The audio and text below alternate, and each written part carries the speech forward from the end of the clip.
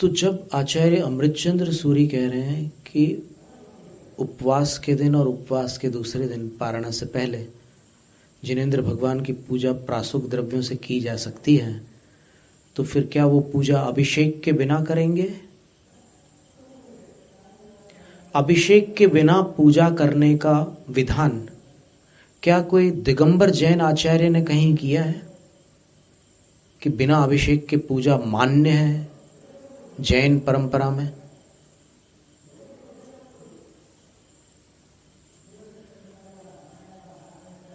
रत्नकरंड के जो व्याख्याता हुए हैं, जो विद्वान पंडित लोग हुए हैं, एक पुरानी टीका है रत्नकरंड की ढूंढारी भाषा में, उसमें उन्होंने अभिषेक को पूजा से अलग रख दिया है।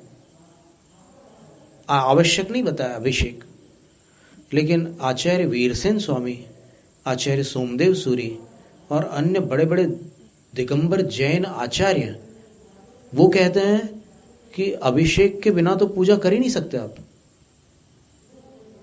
आचार्य वीरसेन स्वामी ने क्या लिखा है? णवण ओवलेवण चुहावण फुल्लारोवण धूव दहनादि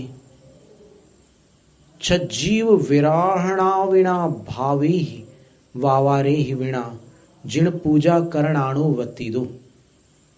जय धवला की पहली पुस्तक में वो लिख रहे हैं कि नवण के बिना पूजा हो ही नहीं सकती। तो आप आचार्य की मानोगे या फिर एक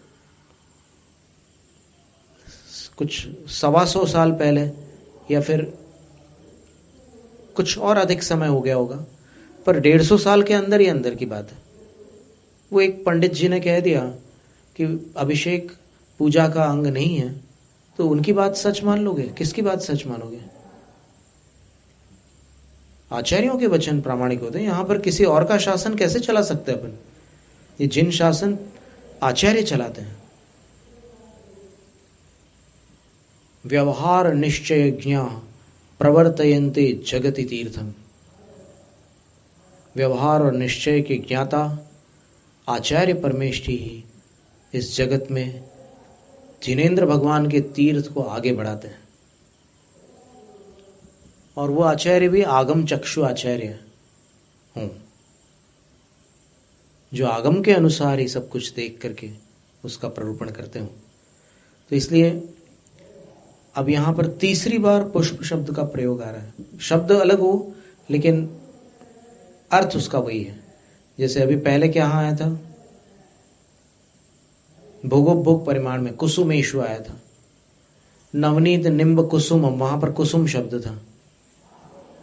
अब कोई ये ना बोले कि भाई वहां तो कुसुम लिखा था, यहाँ पुष्प लिखा है।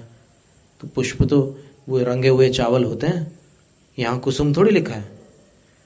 तो ये सब जो है ना, इससे बेहतर ये है कि आप डिक्शनरी खोल करके खुद देख लो कि क्या होता है, कुसुम का अर्थ क्या होता है और पुष्प का अर्थ क्या होता है, प्रसून का अर्थ क्या होता है, सब देख लो। इसमें जितने शब्द आए ना रत्नकंड शावकाचार में, सब देख लो। और आग्रह छोड़ करके स्वाध्याय करने से सच्चा ज्ञान होता है। आग्रह से पढ़ने से कुछ नहीं होता। पूरे कई ग्रंथ पढ़ डालोगे आप, लेकिन वही के वही रहोगे।